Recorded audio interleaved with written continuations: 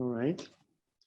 Okay. So today, as was already promised several times, we're going to talk about Lie groups and group actions. So, excuse me, you haven't shared your iPad screen.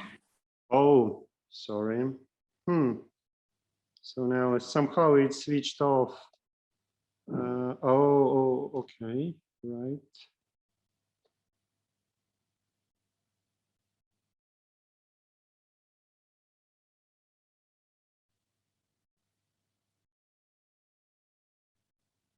Okay, now better, right? Do you see my screen? Yes, yes, thank you very much. Yeah, thanks a lot. So, so this will be some kind of crash course on Lie groups, and perhaps we'll get to talk a little bit about group actions, but I'm not quite sure about it. I imagine some of you, maybe many of you, know lots of things about Lie groups, so I don't quite know how useful will be what I will be telling you today. So, so this is a crash course, and this also means that somewhere I really, in a very significant manner, cut corners. So let me recall that a Lie group. So this is a group and a manifold. And if you look at the standard structure maps, right, in a group, you have a product map and you have the inversion. So here, let's say GH is mapped to GH and G is mapped to G inverse. So those maps are smooth, right?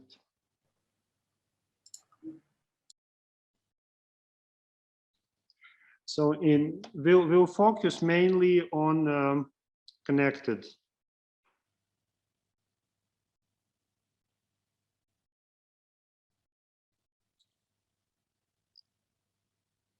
Lie groups. Of course, sometimes perhaps we also have disconnected examples, but I think by and large this will be connected Lie groups. And let me just go ahead with the list of examples. So these are the main examples that we will be using. So first of all, one of our favorite Lie groups is a circle. So that's, of course, the quotient of R by either Z or 2 pi Z, depends on what you think about the length of the circle. And the product map is just a sum mod 2 pi. So another example that we gonna need a lot, that may be even the most used example in the remaining part of the course. So this will be a product of some copies of a circle, let's say n times. So this is a real torus, and elements of that group, these are antiples of angles, theta 1, theta n. In fact, so that's from now I start teaching you bad things because I like those bad things and they come very useful in the course. So we'll be actually thinking of Lie groups as of matrix groups. So we'll be considering matrix groups. So in abstract theory, of course, people prefer to work without reference to any matrix spaces, but for us, it will be convenient that our groups are sitting usually inside some n by n complex matrices. And if you already go back to the previous two examples, so for instance, the circle is isomorphic to the group that we call U1, and we'll see a more general notation in some minutes. but these are simply complex numbers where absolute value is fixed to be equal to 1. Now the product is just a multiplication of complex numbers, and this isomorphism is implemented simply by the exponential map where I add the imaginary unit I. So that's a group isomorphism, but whenever I think about the circle, in many cases, I will be meaning this U1 presentation. So in the same fashion, what about Tn? So we take this group Tn and we send it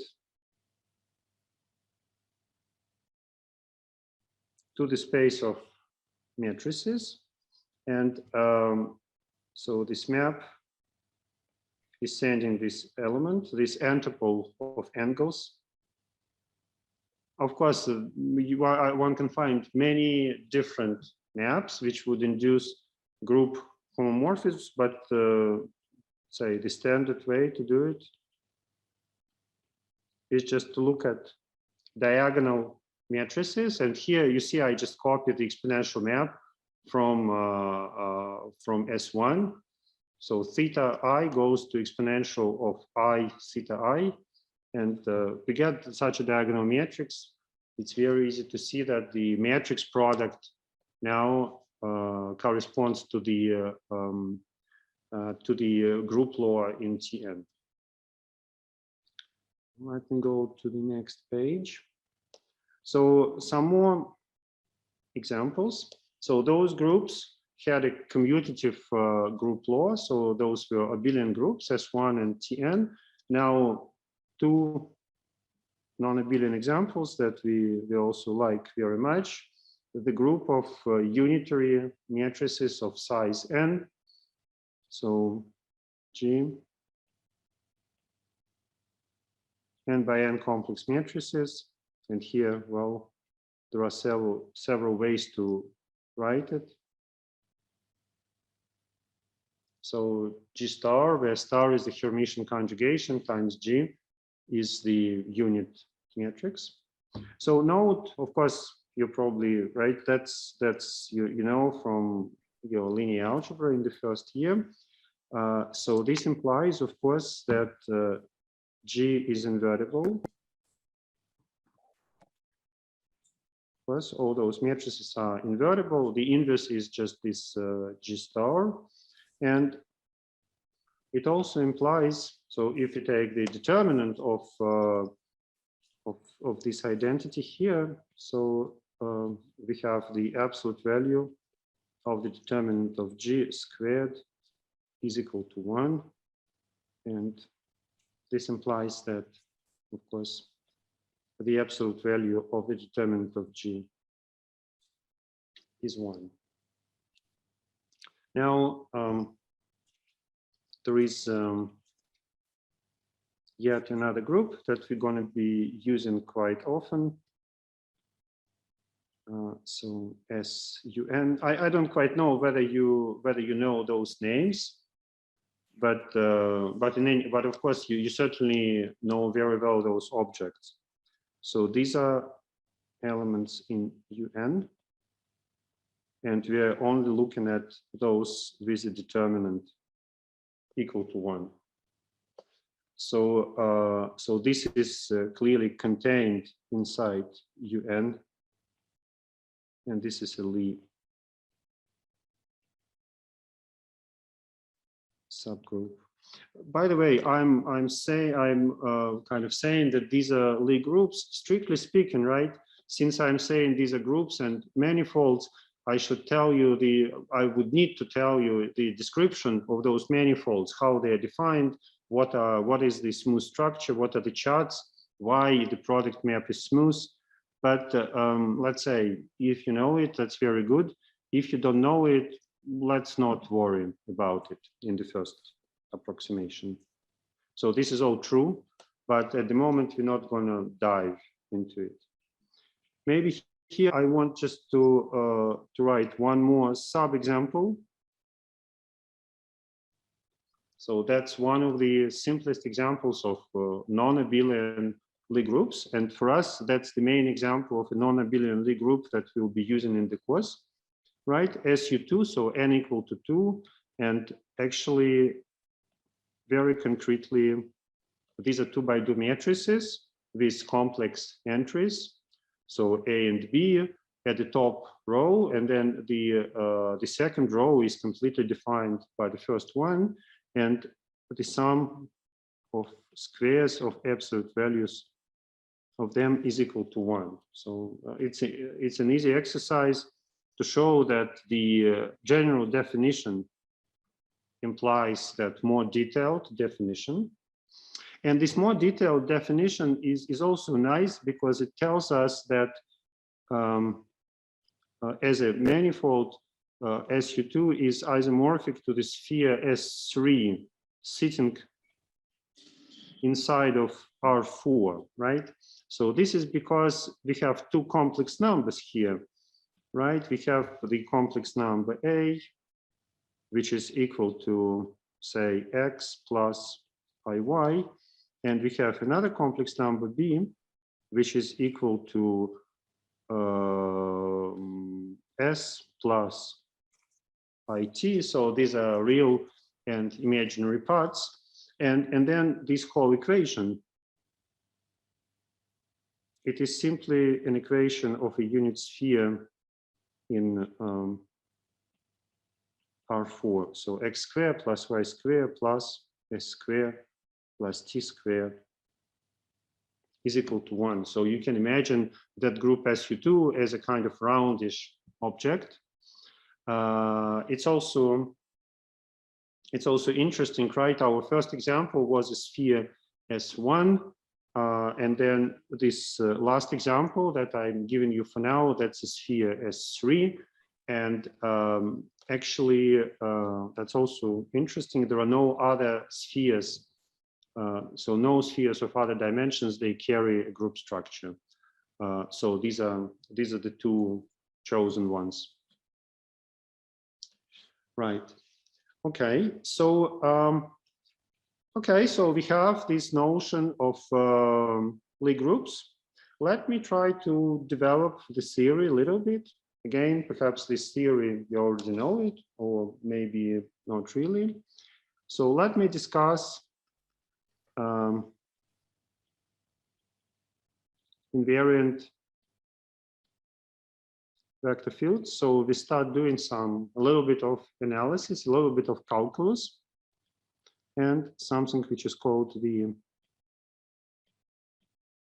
exponential map. All right, so we need these constructions. First of all, here is a definition. We'll call curly G, or this beautiful G, which is sometimes is also denoted Lie of G. The tangent space at the group unit to our group. And I mean, that sounds as an abstract notion, but recall that our groups are matrix groups. So this is a subspace over R sitting in the vector space of matrices. Let me try to do a drawing. Of course, a rather symbolic drawing. So this is my picture for matrices, complex valued n by n matrices, but viewed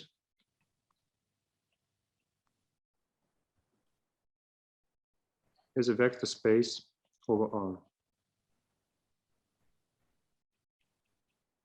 Right, so this is some vector space of a huge dimension. The dimension is 2n squared, right?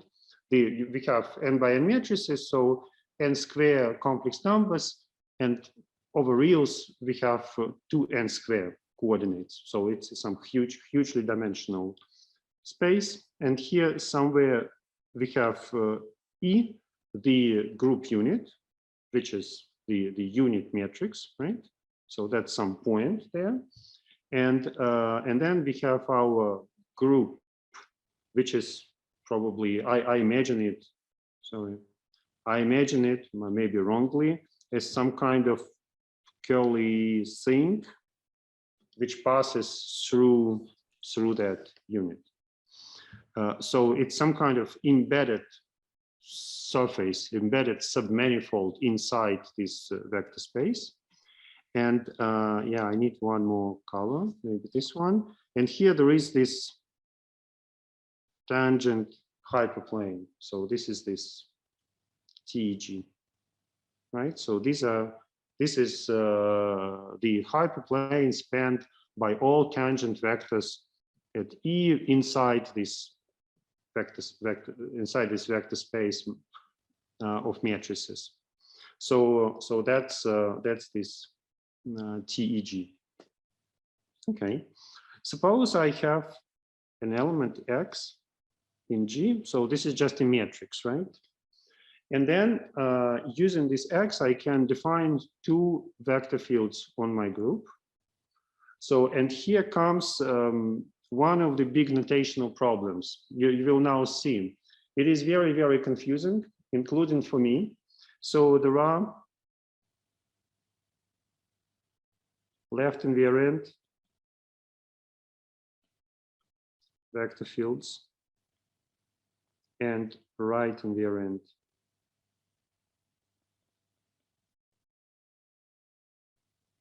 vector fields. So for each element of G, there is a pair of them. So logically, the left invariant one I will denote by X, L, and the right invariant by XR.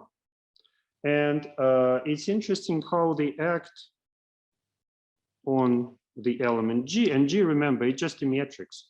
So they act by a vector field on a matrix. The outcome should be a matrix. And now comes a little bit of a surprise. So the left invariant vector field, it acts on the right.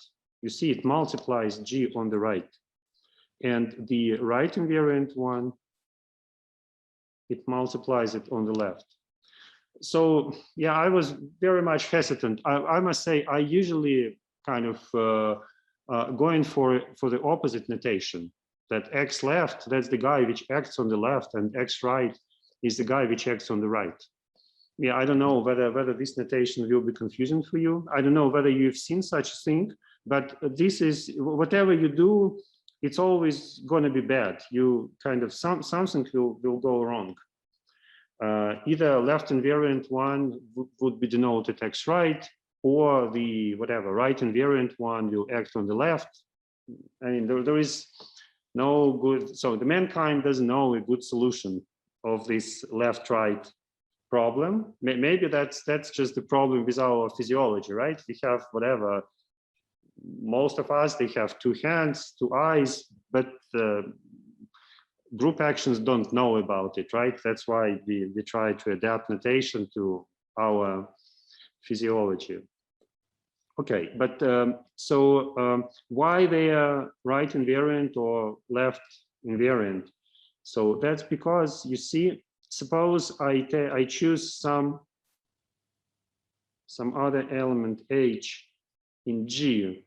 So then what happens is that X left of G multiplied on the left by this constant matrix would be equal, of course, logically H GX, right? H doesn't change when you act by this vector field, and this is equal to HGX.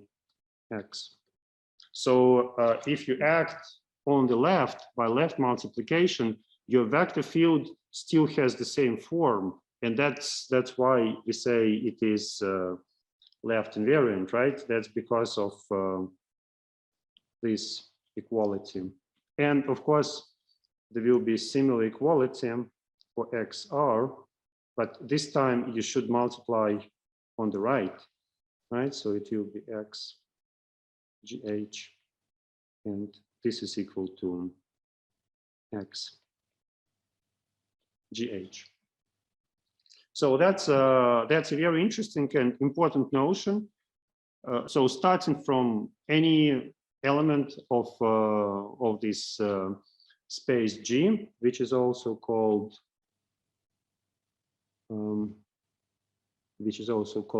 the Lie algebra of G. We'll come back to those words. So we can construct two vector fields, x left and x right. And now let me see how the flows of those vector fields look like. So it's also interesting to run the corresponding flows. So what is a flow? I should write an equation of the following type, right? Now, G, an element of the group, will depend on the time, right? I'm starting some kind of simple-minded dynamical system. And I'm saying it is equal to XL of G, which is equal to GX. One can actually solve this differential equation. So one can actually write a general solution. And this solution looks like that. G of t is equal to G of 0. And here I write exponential of x times t, where this is important for us. So this is a matrix exponential function. So exponential of x, by definition, is just given by the power series, which defines the exponential function. Again, I don't quite know. I hope you've seen such a thing before, say in linear algebra or maybe in other classes. And you know that similar to real numbers or the complex numbers, for matrices, those power series also always absolutely converge. So this is a well-defined function for all x. So well-defined and smooth and has all the nice properties for all matrices, whatever they are. Maybe just if you add some comments on the chart that yeah, this is absolutely clear, or we never seen such a thing, or like tell me, I would appreciate if you said something about it. So anyone feels uneasy about solving? Yeah, it's okay, good, thank you. Of course, you can do the same thing for right invariant vector fields. So this will be xg, and here this solution, of course, will have the exponential on the other side. In particular, what is interesting, if the initial point is equal to the group unit, is equal to the unit matrix, so then both left invariant and right invariant vector field, they bring you to the same point, right? If G of 0 is 1, then they have the common value for all values of t, and in particular G of 1 will be simply equal to the exponential of x. So this defines for you a map from this curly G to capital G. And this is called the exponential map. For us, it is just a matrix exponential. In the abstract theory, people who want to develop the abstract theory, they have to work harder. So for them, yeah, there is some kind of, yeah, they need to study those flows and see that it gives something interesting. So maybe several remarks about it. First of all, so maybe remarks. First of all, locally, we can actually define the inverse of that exponential map, right? Oh, sorry, it should be blue. So the logarithmic map, which goes from G to G, of course, it's not going to be defined far away from the group unit, but near the group unit, we can formally define it as follows. So log of G will be log of 1 plus G minus 1. And then I can simply try to use the power series for the log. Hopefully I don't make a mistake in writing it. So that's the power series for the log, and it will map you back from your group to the layout. So that may be one remark. Another remark that I wanted to make, in our case, so in most cases, we'll be considering compact connected Lie groups. So compact connected. So then the exponential map is actually surjective.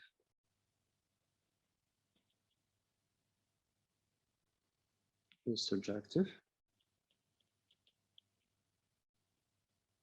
And yeah, this comes useful when we discuss group actions for compact groups. But just for you, it may be a small exercise or a small aside, but this is not always the case. Here is a counterexample. So suppose I take G to be what is called SL2R. So, so these are 2 by 2 matrices with now real values. And the determinant of G is equal to 1. So that's a very simple group. And then I consider here an element of this form minus lambda, minus lambda, minus 1. So this is a diagonal matrix with negative eigenvalues and with lambda, a real number strictly bigger than 1. Clearly, this matrix verifies the conditions. The determinant is equal to 1. It's a matrix with real entries. Sorry, yeah, there are some questions on the chart. Let me, yeah, I'll go back to it in a second. So it turns out that this thing is not in the image of the corresponding exponential map.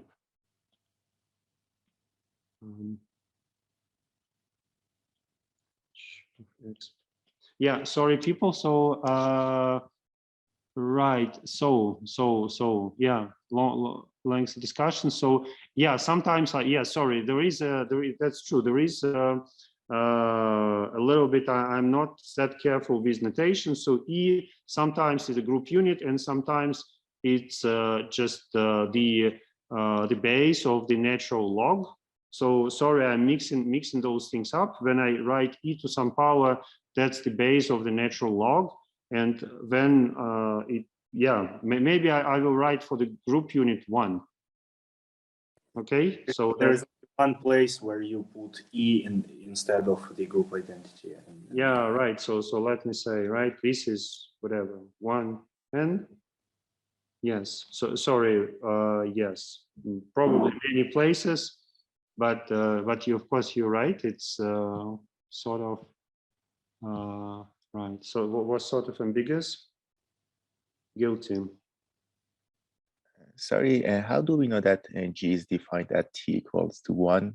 Maybe we have to consider the compactness, because generally we don't know. No, I think that's fine, because that's because I went for matrix groups, right? And we know that this expression is defined for all x, or you can say also that it defined for all t. It's also a smooth analytic function of t for all t. That's essentially because now, I mean, if we were doing an abstract theory, you're right, we would have been integrating a flow of a vector field on some manifold, God knows what, right? So there, of course, there is no guarantee that everything ends well. However, here, once I said that I'm only doing matrix groups, I'm just computing the matrix exponential, which is given by an explicit formula, explicit power series. For that power series, I really know the convergence, and it is always absolutely convergent, whatever x is. All right, thank you. Okay, thank you. Okay, good. So perhaps now I want to go back to my examples and see how those exponential maps look like. So, sorry, okay. So examples. Right. Now for Tn, for instance, right? We have Tn. We have an element here, exponential of I theta 1, exponential of I theta n. Of course, one thing would be to try to imagine how this thing looks like inside the space of matrices, and how this tangent hyperplane looks like. But now we have some very, very simple algorithm, right? That's because we decided that locally, simply the logarithm function would bring us for the group, from the group to the corresponding Lie algebra, to the corresponding vector space. So, I mean, just suppose that thetas are close to 0, right? I use the log function. Well, now the log function, of course, it would have some problems if theta is large, because the log is defined modulo 2 pi in, but near the group unit, I can always choose the branch of the log and go to I theta 1 theta n, right? So the conclusion is G is equal to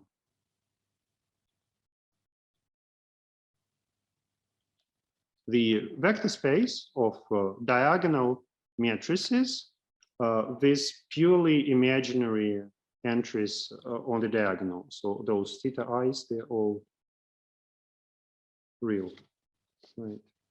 So in a similar fashion, let me do the exercise for UN, right? So I recall these are matrices. And now I write the equation in a slightly different form, right? The unitarity condition. And now I assume that G is close to the group unit and is given by the image of the exponential map of some x. So now my equation here implies exponential of x star is equal to exponential of minus x, right? That's just the inverse. And by taking a log, I get x star is equal to minus x. So now 2i on both sides. Sorry. So there are some questions on the chart. Yeah, I'm again sorry. I'm using, yeah, probably that's my fault, because I'm using I for the imaginary unit and also I for the index, right? Okay, I'll try to avoid it, but I mean, sometimes it's unavoidable that there is a finite number. There is a finite number of letters, but yeah, I'll try to do better on this score. Okay, good. So, so here is the conclusion. The corresponding Lie algebra, which is sometimes denoted by small un. So that's for this curly G. So these are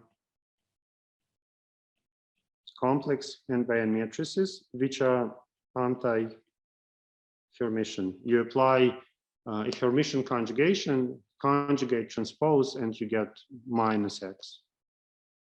So finally, one more example. So that's this SUN, right? So recall that these are elements in UN with determinant equal 1. Right now we are saying that G is equal to exponential of x as before, and we take a determinant. So this implies determinant G is equal to determinant exponential of x. And here I don't quite know how is your linear algebra class. So the determinant of the exponential of a matrix is equal to the exponential of a trace of what you had in the exponential. Is it something that you know?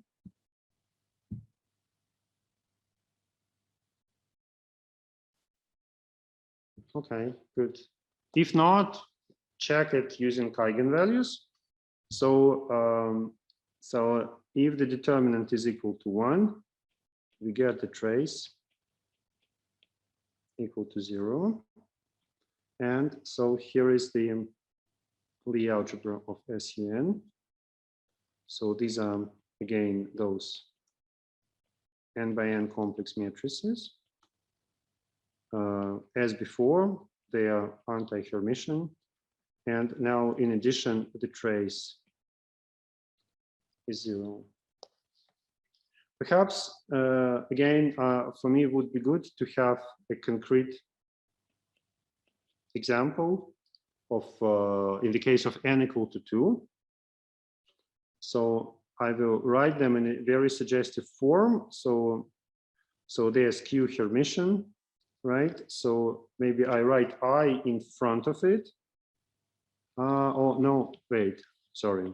Yeah, let me do something else. No, I'll skip it and I will show it to you later in some other context. Okay, very good. So maybe just a remark. We saw it in examples, but that's a general fact. So if G is compact, you can always arrange it so as this small g is contained in the imaginary unit times the space Hn, and Hn, these are Hermitian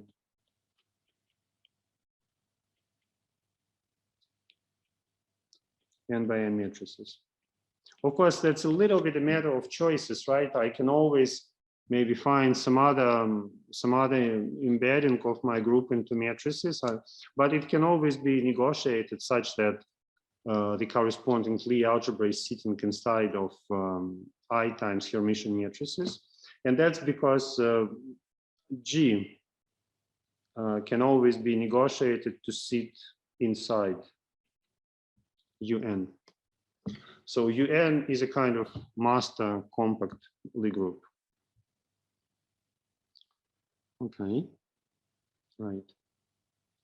So now maybe somewhat some construction which perhaps for you would sound a little bit, would look a little bit strange, but it will be quite useful later on. So I'm also interested in the dual space to G. So one can always arrange this dual space. One can model it to sit inside the space of Hermitian matrices. So for that, I choose the following pairing, which is equal to the imaginary part of trace of the product. So I want to think of the dual space as sitting inside Hermitian matrices, and I want a non-degenerate pairing. Perhaps again, just two examples. So I denote by Tn the Lie algebra of the torus, and we model Tn star by diagonal matrices with real eigenvalues.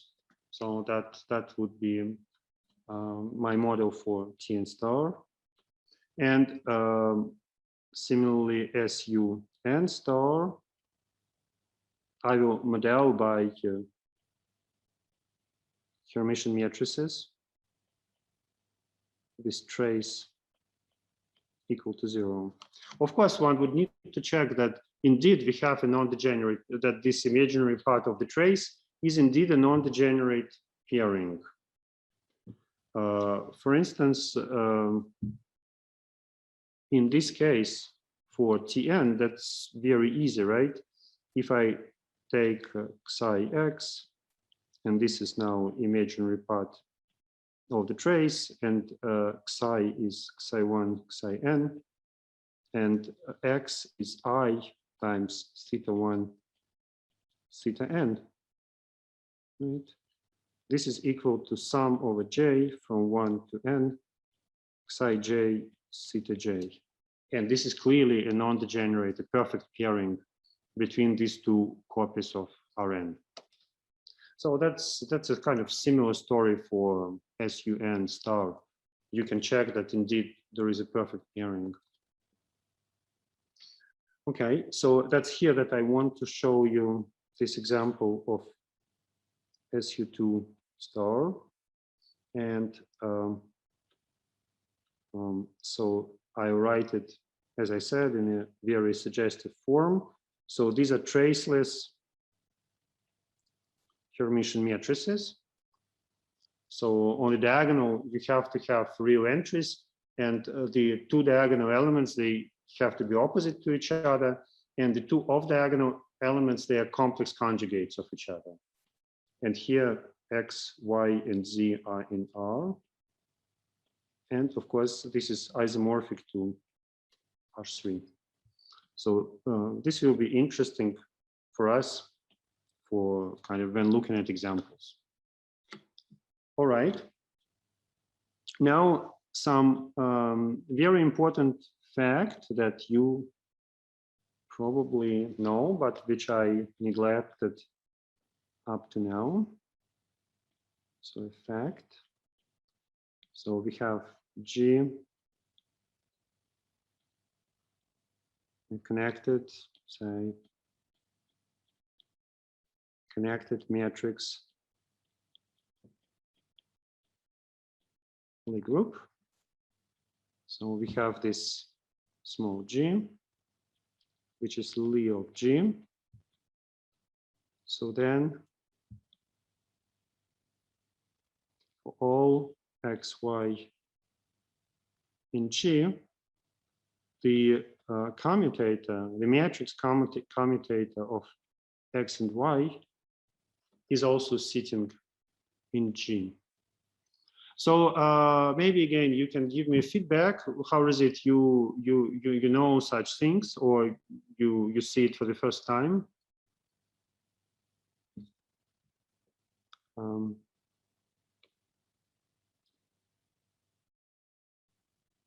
Okay, so you know that. Then I just remind you the idea of proof, and then you will also have an exercise. I believe 4.2b, if I'm not mistaken, in the next problem set. So it turns out that if you take the following funny combination, right? So sometimes it's also called a group commutator. So you take two group elements, G and H, and you consider the combination GH, G minus 1, H minus 1, right? So this is an element of our group. And we take a log. So this is always an element of our Lie algebra. And we divide it by t squared and take a limit when t goes to 0. So since everything is very nice, so the limit is also an element of our Lie algebra. And it turns out that it's simply equal to this matrix commutator xy.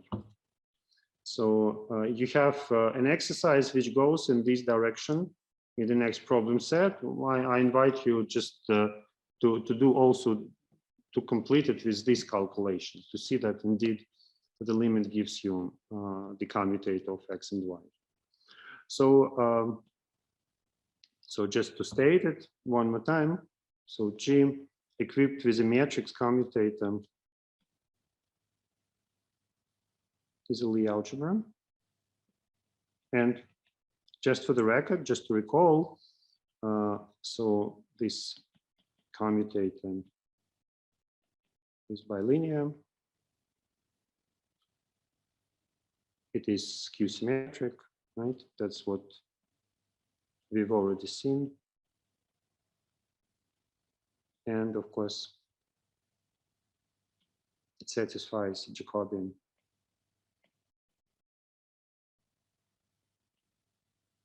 identity. Maybe just for your information, in principle, the relation between Lie groups and Lie algebras is a big topic. It's a big theory. Even in the classical case, so in the finite dimensional context, right? There are two questions. Suppose you're given a Lie group, how to construct a Lie algebra, and this is relatively simple. Sometimes this is called a theory of differentiation because somewhere you take a derivative.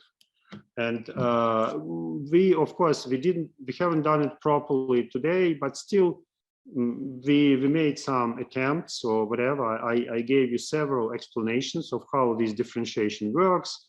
On the one hand, I said I take some tangent hyperplane, which is a little bit vague, but it's sort of true. And then also I gave another recipe. I said that one can locally use the logarithm map to go from capital G to small g. So these are not perfect answers, but they give you an idea of how it works. And in principle, these are good answers. Now, in the opposite direction, that's somewhat more complicated.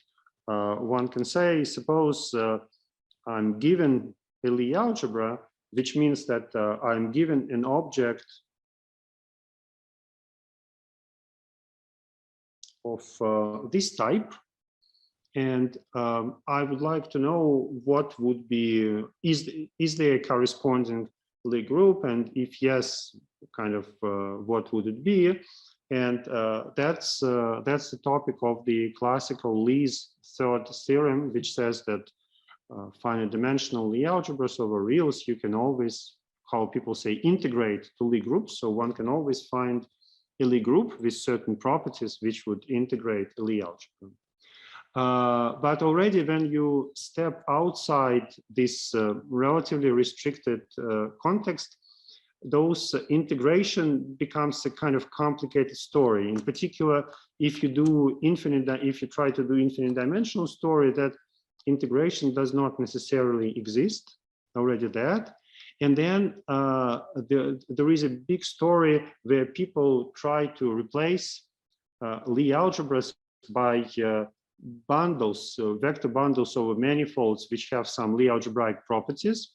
So this is called Lie algebroids, the analog of groups. They're called Lie groupoids.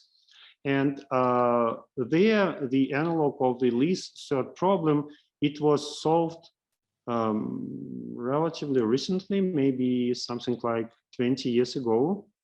And why I remember that, just because right now I'm in a conference with two persons who solved that least third problem in a case where you do it over manifolds. So it's really recent, and we can meet those people who were doing those integration procedures. So just to tell you that this is a small piece of a story, right? What we were trying to manufacture today, a little bit in a craftsman way. So in principle, that's part of beginning of a big story. Okay, so you, if you are interested, so I can just, so integration from the algebroids to Lie groupoids. So of course, we're not going to use it in the course, no way, but I mean, just, so the heroes are Kreinik and Fernandez, who upgraded the results of Lie. Okay. So next thing that I want to talk about today. So we have those Lie groups, and we want to do calculus only groups. So we already introduced left invariant and right invariant vector fields. And now we want to introduce one forms. So this goes under the name of Maurer-Cartan one forms. So that's a very essential tool if you want to do any kind of calculations with Lie groups. And that I'm not sure whether you've seen, maybe not actually. So they also come in two species, left and right invariant ones. And the left invariant one is this. And the right invariant one is this. And so these are one forms on the group, and with values where. For me, recall those G's, they're just matrices. So I take the differential of all matrix elements, I multiply by the inverse matrix on the left or on the right. So a priori, so they take values in complex, in matrices over complex numbers, but actually they take values in this small g. So maybe I do at least one example before we dive into somewhat more general theory. So if G is an n-dimensional torus, then theta left is actually equal to theta right because all the matrices are diagonal, right? And now what are we going to have? We're going to have d exponential I theta 1 exponential minus I theta 1 and so on. So all the entries will be of this type. And so that's how it looks like. D theta 1, d theta n, 0, 0, and here this imaginary unit, right? So that's a concrete example of a Maurer-Cartan form. Now L and R are the same, and it's just given by this thing. So couple of simple propositions.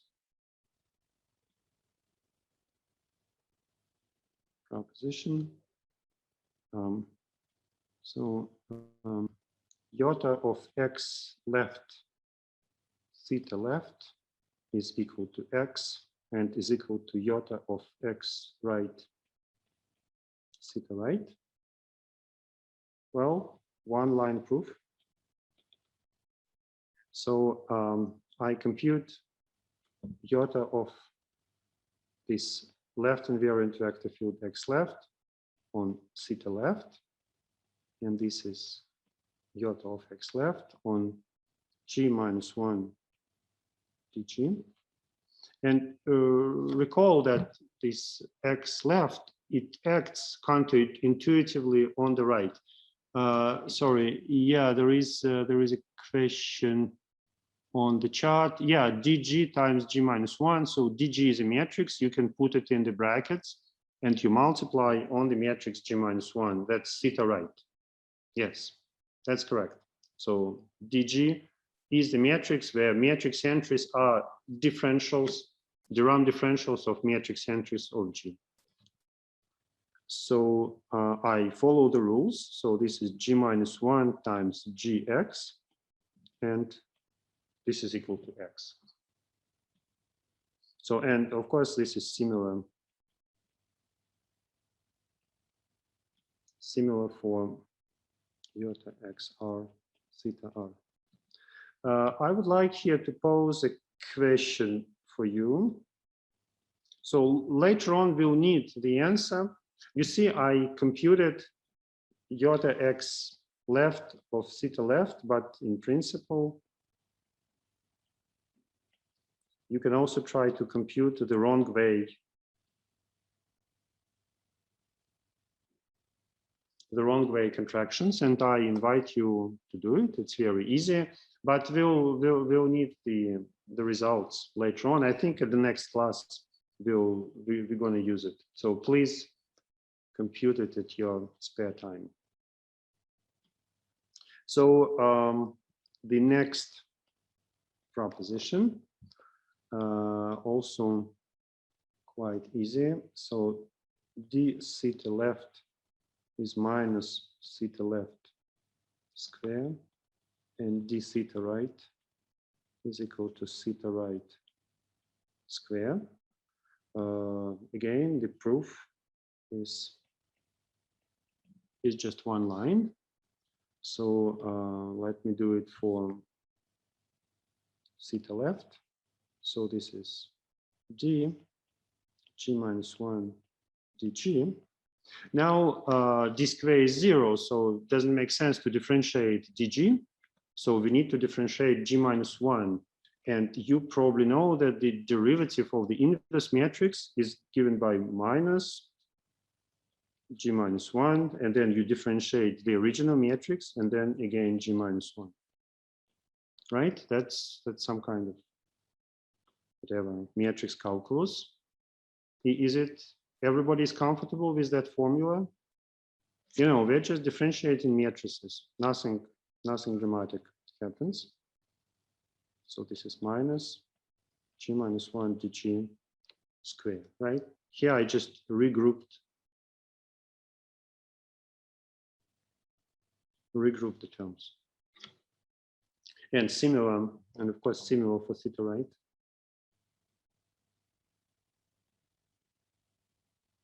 Similar for theta right. Okay. In fact, so that's, as you see, that's a very simple proposition, but it carries a big name. So these are called, this is one of the versions of Cartan's structure equations. And perhaps I will now explain why, but let me first introduce a notation. So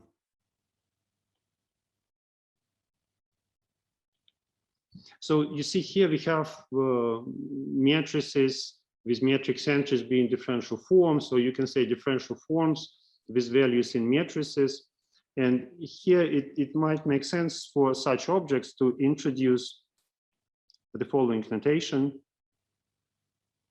So the commutator of A and B is actually equal to, or bracket of A and B is actually equal to the anti-commutator if both A and B are odd and equal to the ordinary commutator otherwise. You see, this is just a notation, is so-called super mathematics. So you have differential forms, they can be odd, they can be even. We know that odd forms, they anti-commute, but even forms, they commute with everything. So this is just to rewrite those structure equations in the following way. And you can find that way in the literature. So that's why I thought maybe it's a good idea. Right? So those thetas, they are one forms. So when I write the bracket of theta with theta, it is actually an anti-commutator. So now both factors, they are the same. So it is theta. Oh no, A and B not integers. They should be odd degree. Let's say, let's put odd degree. So for us, they are forms with values in matrices, or matrices with matrix entries being differential forms. Right? So I'm applying them to those thetas. Is it a satisfactory explanation? Ali? Okay. So this is just to tell you what is the notation that people are using. Okay.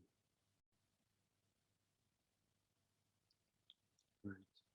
So that's more like you would see those structure equations. They in the literature they would look like that. Now maybe an interesting fact. So one of the problems with Lie groups is that typically it's difficult to introduce coordinates on them. So we are kind of lucky with the torus, right? With the torus, we always have good coordinates. These are those thetas. I don't know, where is my torus? Yeah, here is my torus. So here it's really easy to write coordinates, but notice that already for SUN or for UN, I'm telling you what are the defining equations, but I'm not rushing to give you a formula in coordinates. That's because it's cumbersome, difficult, and basically there is no good choice. So you will work a little bit with coordinates on SU2, which is still a group of very small dimension. Its dimension is equal to 3. So it's very small, and I think you're gonna enjoy and appreciate how complicated it is when I give you probably the best known coordinate chart in the exercises, so you can try to dirty your hands a little bit with working with this concrete this concretely group of very small dimension.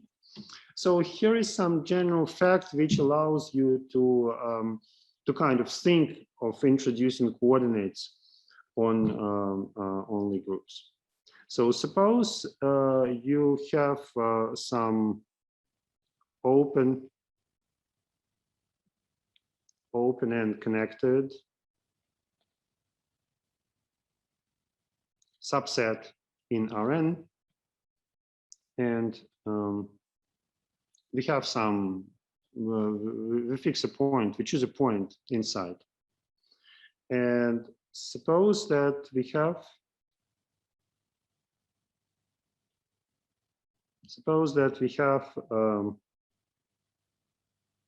theta, here one form on U, these values in our favorite matrix Lie algebra G. Here I would need to choose a sign but yeah, which satisfies the structure equation. I need to choose one of the structure equations. Let me choose this one. Right, so I've chosen this structure equation, but I could have chosen the other one. So then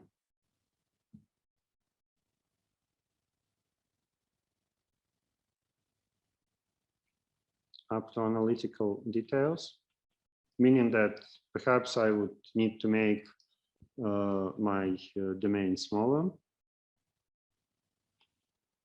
So there is a unique map G from U to the group,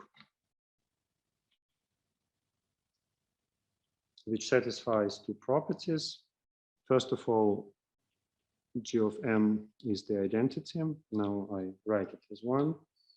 And the other property is that dg is equal to theta G. So that's the differential equation.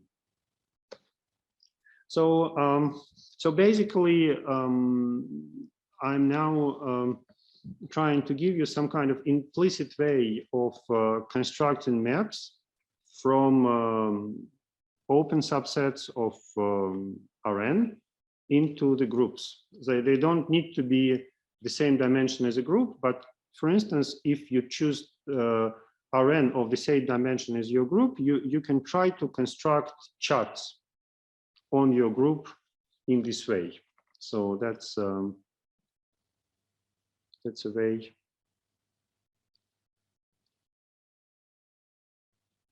of constructing coordinate charts.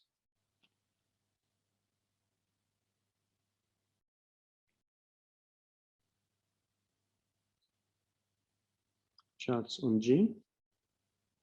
And we're going to use it now. We're going to use it for some concrete problem of interest for us. But notice that this way is some kind of roundabout way, right? You need this one form which satisfies the differential equation, and then if you integrate, then you have a differential equation on the group element, and if you solve it, you get your coordinate, and you're lucky, you get your coordinate chart. Well, kind of doesn't sound as a very easy exercise. And as I say, that's because if your group is somewhat non-abelian, and if it has on top of it relatively high dimension, it's just not easy. There is nothing very good that you can do as coordinate charts. And it makes some problems interesting, complicated, tractable with big effort. All right, so let me apply this knowledge in an example. So this example is important for the course. So we consider M, the cotangent bundle of a Lie group. And we're gonna return to this space many times. So this is take one, a relatively naive attempt. First of all, right, so this cotangent bundle is a vector bundle over the group, and we can do it either by left or right translations. I always get confused, but let's say by right translations. Trivialize this bundle. So since you have translations on the group, and this is a natural bundle which carries, like if on the group you have an action, you will normally have an action on the bundle as well. So it turns out that for the for a Lie group, the cotangent bundle, the tangent bundle, basically all the natural bundles that you can imagine, they are trivial, which means that you can identify it simply with a product of the base with a fiber. Let's choose the fiber at the group unit, right? So G star is equal to TE G star, right? So it's a 5 at the group unit. The tangent space by definition was this beautiful G, and the dual space to it is by definition the cotangent fiber then. So I'm going to write for you the expression for the standard symplectic form, and I won't prove it entirely, but I will give a convincing evidence saying that this is indeed the case. So let me denote the coordinate, so to say, the elements here by G and P. Recall that they are all matrices now for me, right? G is a matrix, P is a matrix. So, and omega standard is equal to the D. And here I write the pairing of P with the Maurer-Cartan form. Or maybe since we said we're working with matrices, I write it explicitly. So imaginary part of the trace of P of this DG G inverse. Okay, so I claim that's the answer.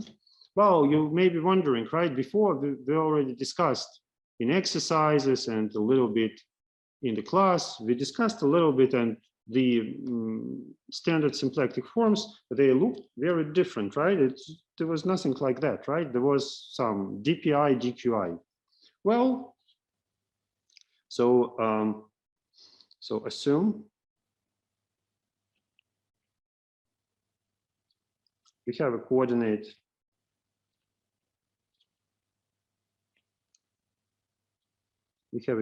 chart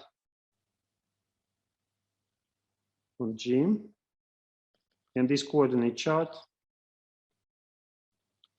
is given by coordinates Q1, Qn, right? So let me rewrite this expression in the following form. So this is D, imaginary trace, P, and now what is this GG minus 1? Right, now G is a kind of function, sorry. So G is a kind of function of those coordinates. So probably some kind of ugly matrix function. You will have an example in the exercises, so some complicated function. But I don't care. I'm saying that, well, just by the standard story of Durand differential, it is dg over dqi times g minus 1, right? And here dqi. So here I'm just implementing these standard definitions. Well, now I claim, sorry, J. Yeah, I should be consistent with my indices. So I claim that this is a sum J from 1 to n, dpj, dqj. So this looks a lot more like a good formula for the standard symplectic form on the cotangent bundle, right? And notice that here I have those funny, I'll get those funny formulas for pj.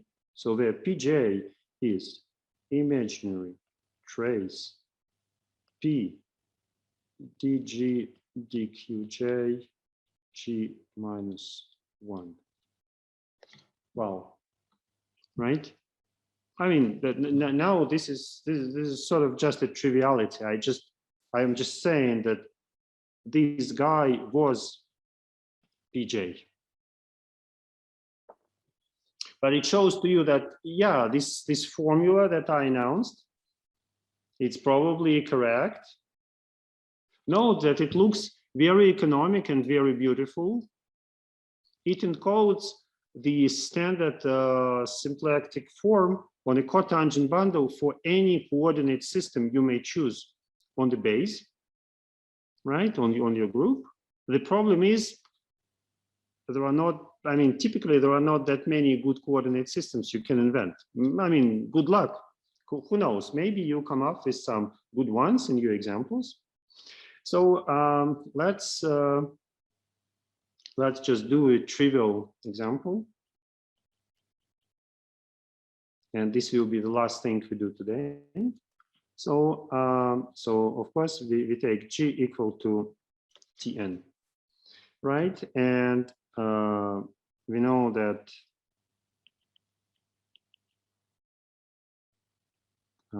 elements of Tn look like that. And now our coordinates,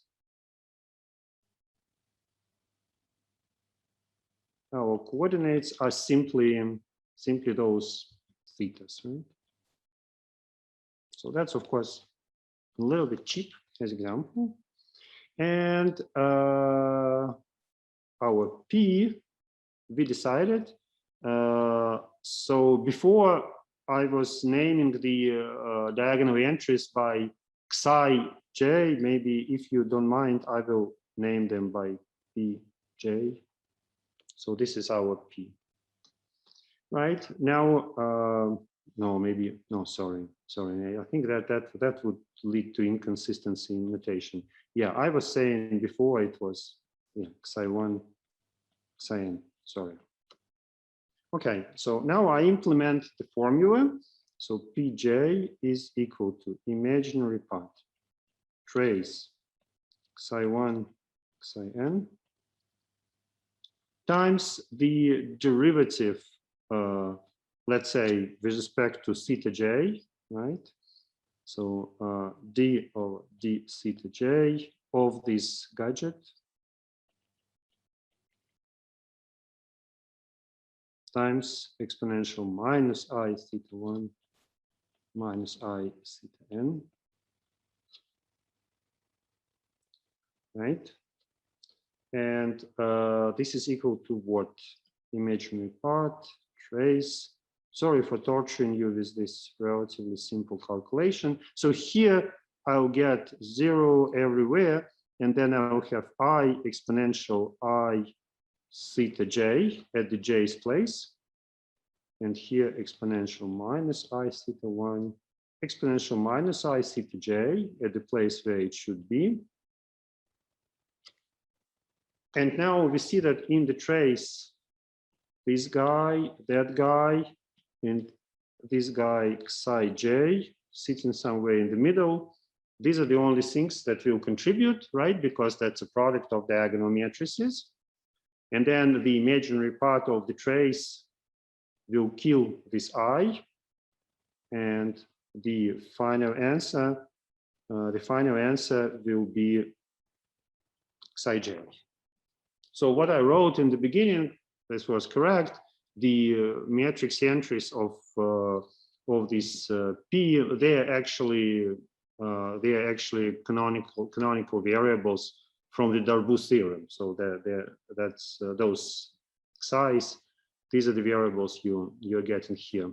But of course, just imagine doing this even for SU2 or for UN. So one would have a lot of fun, but we'll find some way how we deal with it. But this is just to tell you that a priori, these are simple looking formulas, and that's nice. So those formulas, they're hiding some depths, which is probably also good since we are only in the beginning of the course. So we'll have some methods how to deal with it. So next time, we're gonna briefly review representations of groups, not in depth, but a little bit. And then we're gonna talk about group actions on manifolds. And we're gonna give examples, and probably the class after the next will start doing some really exciting stuff. Probably we'll start doing symplectic reduction, introducing reduced spaces, and so on. All right, so that's it for today. Please go ahead, whether you have some questions. I have a few. Yeah, please go ahead. Can you scroll back to invariant XL and XR? Oh, the definition, because I evidently yeah. don't understand what does it mean. Mhm. That's the Yeah, one, right? Okay, in yellow. Mhm. yeah. My question is, what do you mean by that? I know that if we have some vector, tangent vector in the identity of a group, we can, by the group action, create an invariant vector field, a left invariant or a right invariant.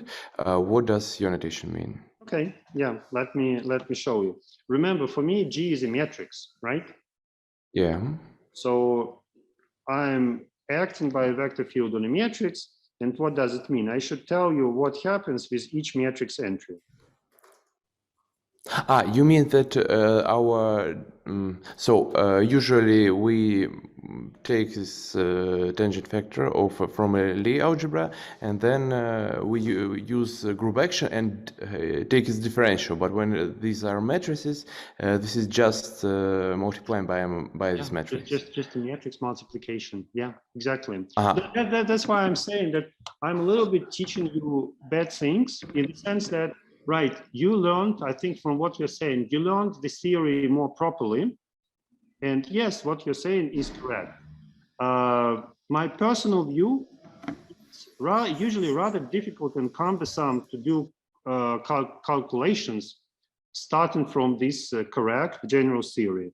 Um, it's usually more productive to pretend either our group is a matrix group, then good. Even if it's not a matrix group, you just pretend it as if it were a matrix group, and then the calculations, the kind of become much more fluent. You see all the calculations. Notice everything I've done today. The calculations were really extraordinarily easy. So it was like one line at most. And that's, I mean, one of the virtues that I pretend I'm working with matrices.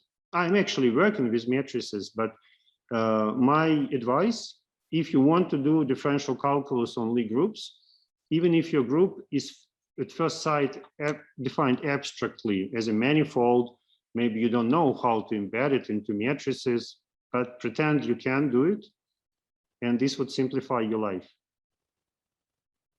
Okay, and if that's so, I also didn't understand when you introduced the Cartan-Mauer form, how did you use this?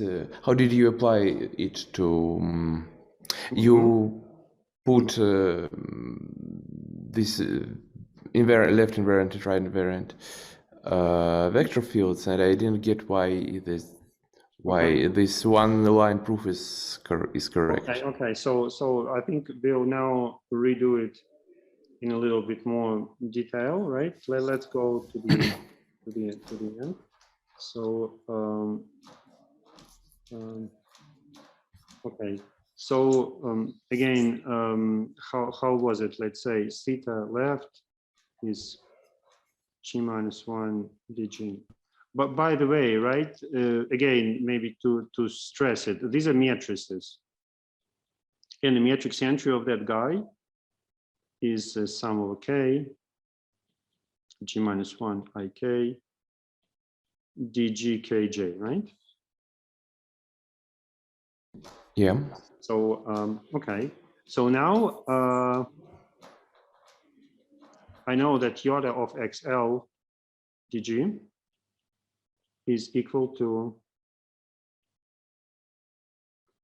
gx. Sorry, right? So that's what I showed you before.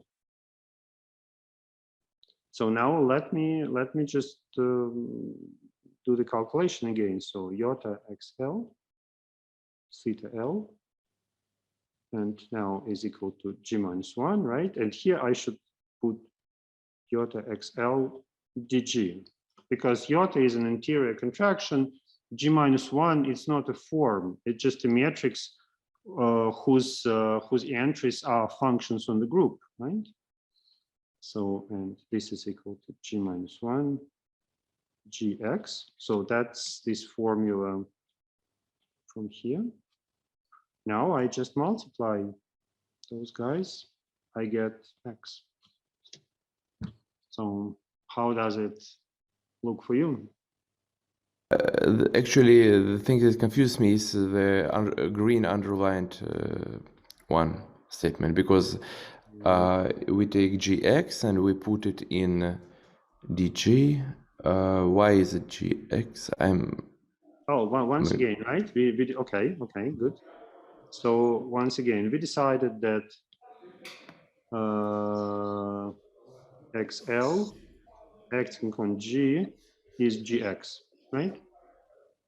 So that's Right. that's what we discussed, what we agreed upon before, but of course we can always renegotiate.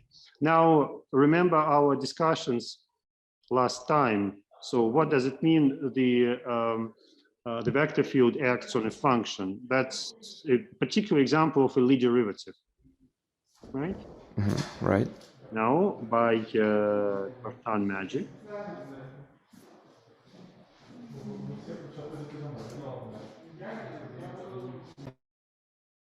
that's like that, right? Right. Now iota of XL vanishes on G because there is simply no form where you can substitute anything. Just for degree reasons, that's gone, right? So then this is iota of XL dg, which brings us back here. Is it convincing? Yeah, I think yes. And also, I'm quite confused about what was happening in the end of the lecture when you introduced coordinates. I mean, firstly, I am not sure why the pink part is equal to the yellow part. But Okay. what is? Okay. Yeah, What but is? let's first start with that. That's because remember I said that this is a little bit my choice, right? I said that I can always I can always introduce the pairing to be the imaginary part. Yes, so that's this place, right? I said that I can always arrange for the pairing between G star and G to be the imaginary part of the trace. So I'm working with matrices, my groups are compact groups, and then I can, you see, G star is abstractly defined, but now I want to realize it as a subspace of Hermitian matrices. That's my choice, right? So, and I choose to do it with this pairing, which is imaginary part of the trace. But you're right, this is somewhat arbitrary, just because I kind of like to work with concrete objects. So I've chosen it to be that way. Okay, so what was the second question? Yeah, thank you. The second question was, well, actually, I think the following is now computable for me, so I will just check it by myself. Thank you very much. Okay, actually, Ali, he has a complaint that we haven't done anything symplectic. Of course, Ali is right, but we need some kind of machinery. But also, if you notice, this slide is kind of symplectic, right? All right, people. So I have a question about the next assignment. sure. Yes. In problem number 5, what's the order of operations? Are we taking trace and raising it to the mth power, or are we? No. We are raising the form to the m's power, and then we take a trace. Okay, thanks. By the way, maybe just a test question. If we did it the other way around, what would happen? Suppose I first take a trace and then raise to the power. Then what? What do you think? What happens? Oh, well, then we are just taking an exterior power of a form with itself. Yes, that's right. And this is a one form. So it's the exterior power will always be zero. So then if m is bigger than 1, all the answers would be just 0, whatever you do. So for this reason, I mean, yeah, but the correct order is you first raise in the power, whatever it is, and then you take a trace. Right. Okay, people, more questions? Oh, is SO2R is equal to SU2? No, because in SU2, you have matrices where the Hermitian conjugate is equal to the inverse. Their matrices a priori with complex entries, and for SO2R, they have real entries. So there are some matrices which are in both. So there is some intersection, but a priori they are different. All right. Also, I tried computing what we get when we apply this canonical one forms to right invariant fields in the wrong order, as you said. Do we get basically the conjugation of a vector field? Yeah. You get conjugation of X either from the left or either by G or by G minus 1. Yeah. Okay, thanks. Okay, thank you. All right, people. So thanks a lot for being at the class, and we see each other in a week from now. Okay. Thanks. Take care. Bye-bye. Thanks. Yeah, bye.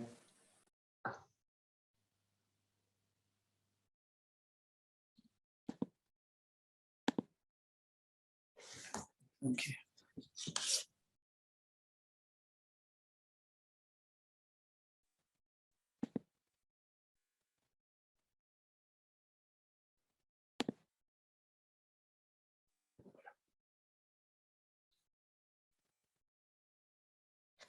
Sorry, I have to just